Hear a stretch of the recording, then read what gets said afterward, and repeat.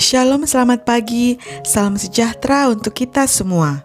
Selamat datang dalam program Renungan Pagi Manna Bread yang ditulis oleh Pendeta Royce Panjaitan.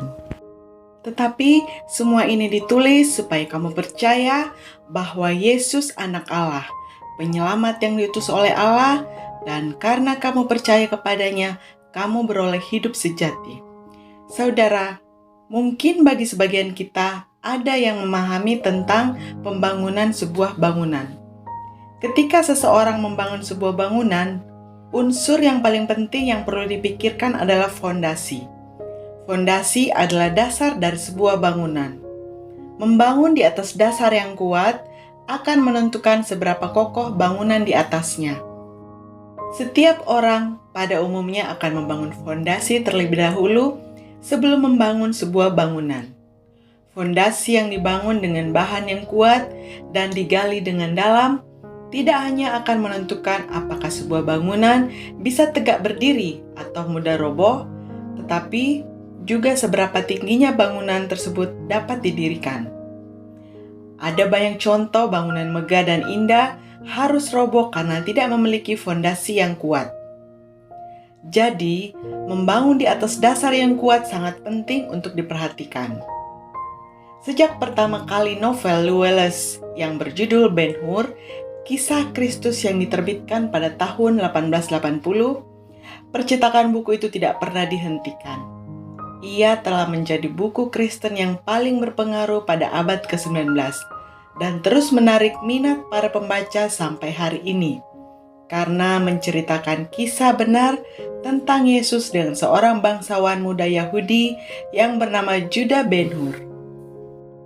Emil Lifson yang menulis untuk majalah Humanities berkata bahwa buku itu telah mengubah kehidupan penulis itu sendiri. Sebagaimana Ben-Hur membimbing pembaca melalui babak-babak tentang penyaliban Yesus yang menderita, begitulah juga dia memimpin Wallace, sang pengarang buku, untuk percaya kepada Yesus Kristus.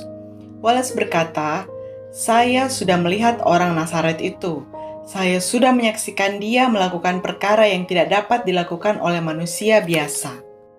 Di dalam kitab Matius 7 ayat 24-27, ketika Tuhan berkhotbah di atas bukit, dia memberikan sebuah perumpamaan mengenai dua macam dasar.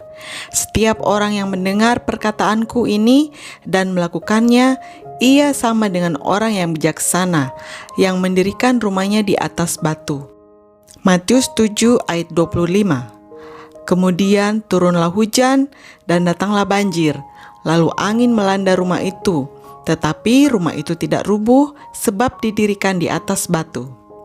Matius 7 ayat 26. Tetapi setiap orang yang mendengar perkataanku ini dan tidak melakukannya, ia sama dengan orang yang bodoh, yang mendirikan rumahnya di atas pasir. Matius 7 ayat 27. Kemudian turunlah hujan dan datanglah banjir, lalu angin melanda rumah itu, sehingga rubuhlah rumah itu dan hebatlah kerusakannya.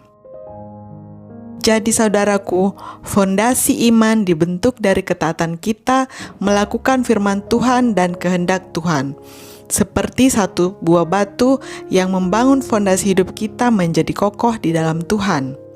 Ketaatan demi ketaatan yang kita lakukan terhadap kehendak Tuhan akan memperkokoh fondasi iman kita, sehingga hidup kita menjadi semakin kuat, mantap, dan tidak tergoyahkan. Mari kita refleksi diri, apakah selama ini kita sudah memiliki fondasi iman yang kokoh, tak tergoyahkan, atau jika belum, apakah yang akan kita lakukan untuk memperkokoh fondasi iman kita? Terima kasih telah bergabung dalam program Renungan Pagi Manna Bread. Sampai jumpa di kesempatan selanjutnya. Tuhan Yesus memberkati.